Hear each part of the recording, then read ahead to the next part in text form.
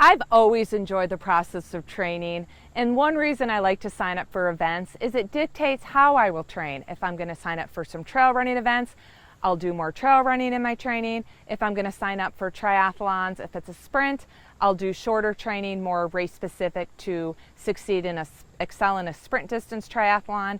If I sign up for an Ironman, then my volume of training is going to be higher and I'm going to enjoy that process. Trying new things that I normally wouldn't do unless I signed up for a specific event, because race training with race specificity, training to conquer the terrain and what the course is going to bring to me is part of the fun and enjoyment.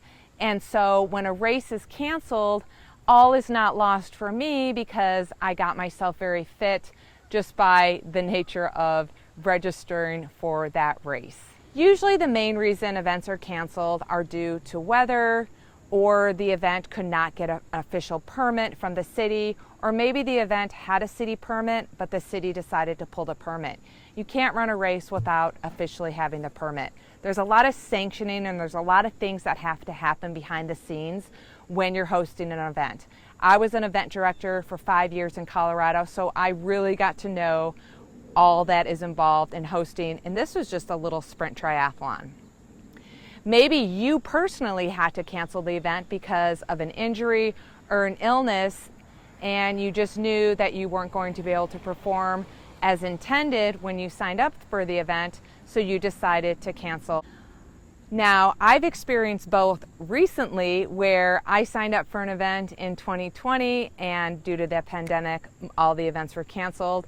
And it was really not a hardship on me because the event was a local trail run and it was not expensive to get to. It was not an expensive entry fee. And I did a lot of things in training that I normally wouldn't do to get ready for this trail event, that I was really super fit. So I hung up my trail shoes and I decided to get back on my bike, and I just started training for triathlon, and I jumped into a bunch of virtual races, which actually earned me a slot to the 70.3 World Championships in St. George for 2021. I found out a month before the race that the women's race was going to be, instead of being held on Friday, it was postponed to Saturday.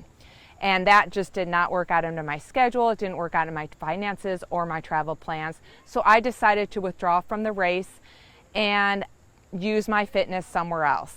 I do have other events planned for the rest of the year, but those can be canceled as well. So I'm already planning my B, C, and D race plan in case everything is canceled. There's 3 options that I like to choose from of how I'm going to not waste my fitness, because when I'm really fit, I'm really ready to perform and I get really excited. And it's more for me personally, it's more internal motivation rather than externally motivated. Number 1, still race and simulate a race on the race date of my event. I have no problem, even if it's like a half Ironman, even an Ironman. If I'm really excited to do it, I will still plan my training around that race date that was canceled, and I'll just do my own event simulation. It's not going to be at the intensity, it's not going to be with the support, but again, it's for me personally, the challenge of being able to do that on my own is satisfying. The other thing I'll like to do is, if it's like a bigger worldwide or nationwide event that was canceled, well then I'll let it go and I'll try to find something to do locally. Again, I want to use that fitness. I don't want it to go to waste. I want to see how well I can perform for that personal satisfaction, and I'll try to find a local event. You know, chances are high that something else is going to happen, and maybe there's bad weather or something leading up to that race date, and I personally have to cancel my own virtual challenge. Then I definitely will scale back my training, hold back my intensity a little bit. I won't do a 100-mile ride if I know my Ironman's not coming up, so I'll scale back on the volume of my training and just kind of regroup, go back to doing a little bit more strength work, meaning more hills of running, more hills on the bike, more paddle work in the water to get, to maintain that strength. And then, just kind of wait and see if something is going to pop out up in the future that I can enter, or if I'm able to defer the entry that was canceled out of my control. So there's lots of options. There's no need to let that disappointment take over the rest of the year. Continue to stay fit.